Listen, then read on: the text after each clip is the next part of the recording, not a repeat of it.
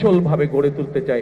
সেই জন্য এইরকম একটি ফ্যামিলি কার্ড আপনাদের কাছে পৌঁছে দিতে চাই মা বোনদের কাছে, যেই ফ্যামিলি কার্ডের কথা একটু আগে আমি বলেছি। কিন্তু সকল কিছু নির্ভর করবে একমাত্র রব্বুল আলামিনের রহমতের উপরে। আমরা যদি আল্লাহর কাছে চাই, আল্লাহ হচ্ছে রহমান রহিম, আল্লাহ যদি আমাদেরকে তৌফিক দেন, আল্লাহ যদি আমাদেরকে রহম করেন, তাহলেই আমরা একমাত্র আমাদের কাজে সফল হব।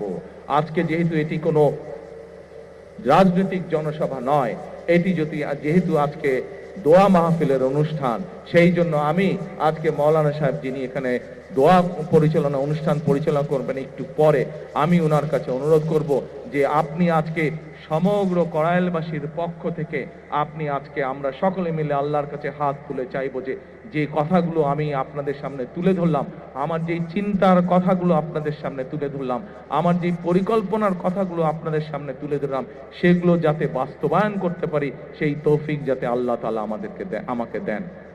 প্রিয় এলাকাবাসী, আপনারা এই এলাকায় থাকেন, আপনারা যেমন এই এলাকায় অনেকে আছেন, আপনারা আজকে বহু বছর ধরে যুগ ধরে আপনারা বসবাস করছেন, এই এলাকায় আপনারা অনেকে বড় হয়েছেন। আমি কিন্তু আপনাদের এলাকারই সন্তান। আগে থাকতাম ক্যান্টনমেন্টে, আপনারা কম বেশি সবাই জানেন স্বৈরাচারের সময় কিভাবে যেই বাড়িতে দেশ স্বাধীনের পর থেকে থাকতাম সেই বাড়ি কিভাবে ভেঙে চুরে গুড়িয়ে দিয়ে গেছে।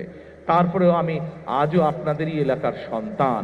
আজকে আমি বরং আগে থাকতাম ক্যান্টনমেন্টে, এখন এসে উঠেছি আমি গুলশানে, আপনাদের আরো কাছাকাছি, আপনাদের প্রতিবেশী। কাজে আমি আপনাদেরই সন্তান, আমি আপনাদেরই এলাকার সন্তান। ইনশাআল্লাহ এতটুকু আপনাদেরকে বলতে পারি, যতদিন বেঁচে থাকবো, যতদিন আল্লাহর রহমত থাকবে আমার উপরে, ইনশাআল্লাহ আমি আপনাদের পাশে ছিলাম, আপনাদের পাশে আছি, ইনশাআল্লাহ আপনাদের পাশে আমি থাকব। আপনাদের বিপদে আপদে যতটুকু পারি নিজের সাধ্য মতন আমি কড়াইলবাসীর পক্ষে থাকব, আমি এই এলাকার মানুষের পাশে থাকব। ইনশাআল্লাহ আবারও আপনাদের কাছে দোয়া আছে। আমার বাবা শহীদ রাষ্ট্রপতি জিয়াউর রহমান, আমার মা দেশনেত্রী খালেদা জিয়া সহ আমার ভাই এবং আমার পরিবারের জন্য আপনাদের সকলের কাছে, বিশেষ করে মা বোনদের কাছে দোয়া আছে। আমার বক্তব্য শেষ করছি।